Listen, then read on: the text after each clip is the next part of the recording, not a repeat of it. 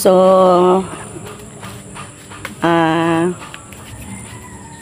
una sa lahat guys, nais ko munang ako'y i-intro ng aking pagbablog sa ngayon. At ako'y nag-uumpisa na ng pagbablog. At matagal-tagal na rin ako na hindi nakapag-vlogs guys. At hindi nakapag-upload. Pasensya na po kayo kasi nagkaroon lang ng konting aberya sa aking cellphone na matagal-tagal na rin na hindi ako upload at pasensya na po. So ngayon guys, pasensya na kung medyo hindi ako ngayon kasi yung isip ko medyo hindi pa medyo blanco pa. So pasensya na. Ngayon guys, ang aking ngayon ay itutur ko kayo sa aking taniman na ito, kamuting kahoy guys. Ito na yung dating tinanim ko na buhay pa yung aking asawa guys. Ito na yung aking taniman na kasi mabilis lang siyang tumubo guys kasi gawa ng ulan ng ulan kaya masigla sila. Yun lang naman ang nito pag magtanim ka, bago ka magtanim, malapit na yung tag-ulan, magtanim ka dito April or May kasi pagpasok ng June or May tag-ulan na siya guys. So tara guys, samahan nyo ako maglibot sa aking taniman ay talahib na. Ito na guys, ayan di ba? Ayan na guys, kaso talahib na siya. Sa ngayon hindi pa ako magtatabas kasi basa pa yung lupa. Mahirap magtabas ng malagkit ng lupa guys. So ito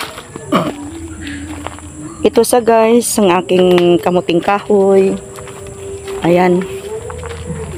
Di ba? Overlooking, green na green. Ayan.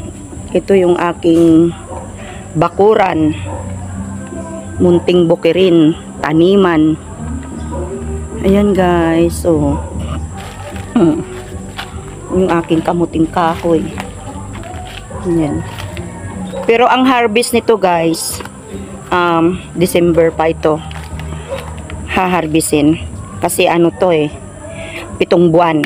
Yan yung aking asawa guys, paborito niya to, suman tsaka yung nilagang kamuting kahoy. Hindi na inabot guys. Ganun talaga ang buhay, una-unahan. Kaya ayan, kailangan lang natin magsikap magtanim at mayroon tayong aanihin. Ito naman guys, gabi, San Fernando to guys. Mayroon mga tanim dyan na San Fernando guys, natadubunan ng damo. Kasi pag tag-ulan talaga, mabilis lang. Ayan guys, ang lalaki na ng puno. Ito yung tinanim ko dati na tag-araw pa. Ayan, ngayon, ayan na, tubo na. Ito rin yung ayun, yung aking San Fernando. Ayan guys, ang lalaki ng puno. Di ba? Ayan siya. Ayan. Ayan guys. Yan na, talahib na talaga. Kaya ito yung aking yan yung aking paligid guys. Ito naman guys yung aking halaman na tinanim mo. Marami ng sanga at ayun na ang taas na niya. Ayan dalawa. Ayan ang taas na niya guys. So patanda na. Ayan. So ngayon guys, nagkaanak-anak naman siya. Ito na yung kanyang mga nag-anak-anak na salingsing kung tawag sa Bisaya nito. Ayan. Fortune na halaman. Wow. Ayan Ililipat ko rin to guys pagka ano kasi nagsanga-sanga na siya, ang dami oh. Ayan oh. Itatanim ko rin yung doon, ibabaybay ko. Mabilis lang siyang tumubo. Yan. Mabilis lang siyang tumubo. Yan siya guys. Sobrang ano na. Ganda ng araw. Sana'y magtuloy-tuloy na ito guys. Kasi ilang buwan na rin ulan ng ulan.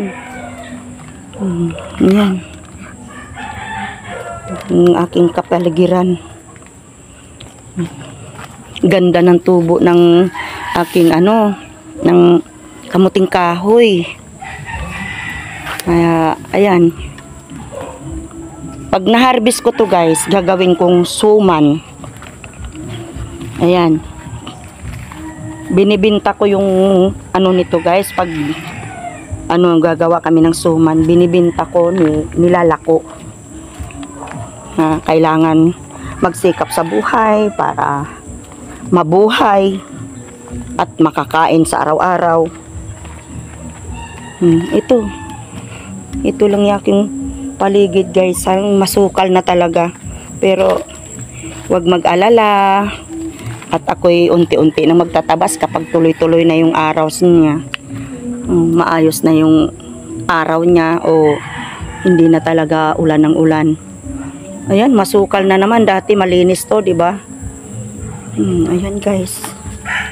Mayroon akong saging doon titibain guys. Maano na ito yung kapaligiran ko. Ayan. Ito yung shortcut na daan namin dito. Ito yung aking compound guys. Ayan. Ito po yung aking talahib pa oh. Ayan oh. Ay grabe guys, talahib talaga.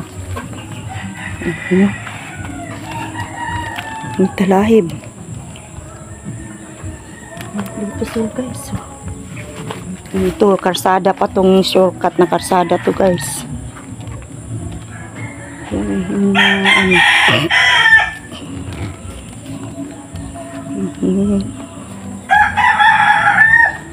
Ayan. Ito yung aming bakod guys. Dito na usog na yung oh. Ito yung ito yung yung bababa. Kato. Papa. Hindi na pwedeng bumaba.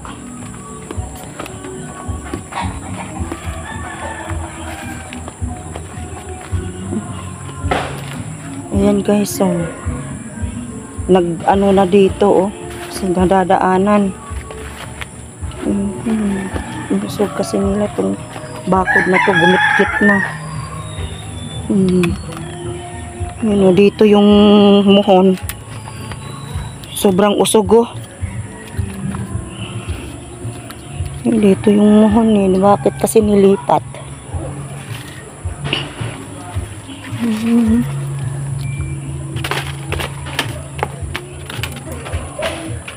Guys, usog na nga kami. Hindi naman pwedeng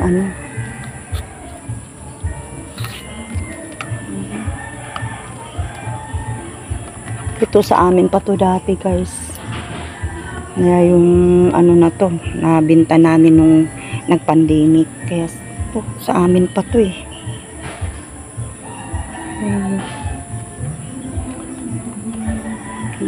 May saging doon na yan yung aking bakod. Sayang to pagka tinibag. Hindi ako papayag yan tibagin. Yan. Ang patoy.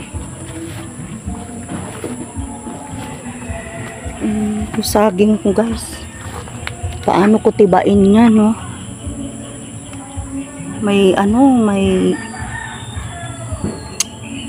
ayun yung saging magulang na. Ayan sa guys yung aking pagkapaligiran yun, mga gabi yan tumubo na.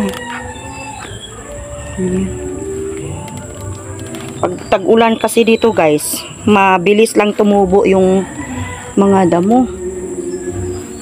Kaya ayan, di ba? Puro green na green yung sus, grabe ng masukal na oh.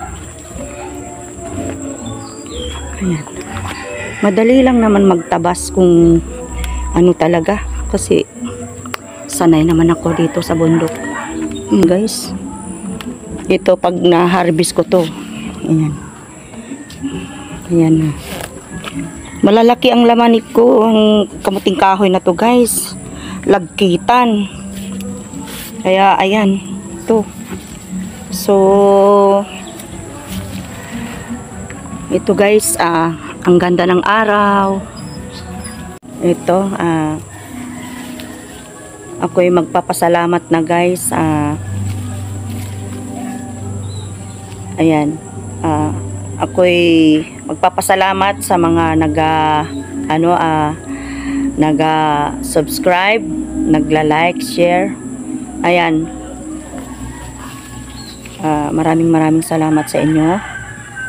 Ito na guys, ako'y magpapaalam na. Don't forget to like, share, subscribe to my YouTube channel. Thank you for watching. Bye bye guys.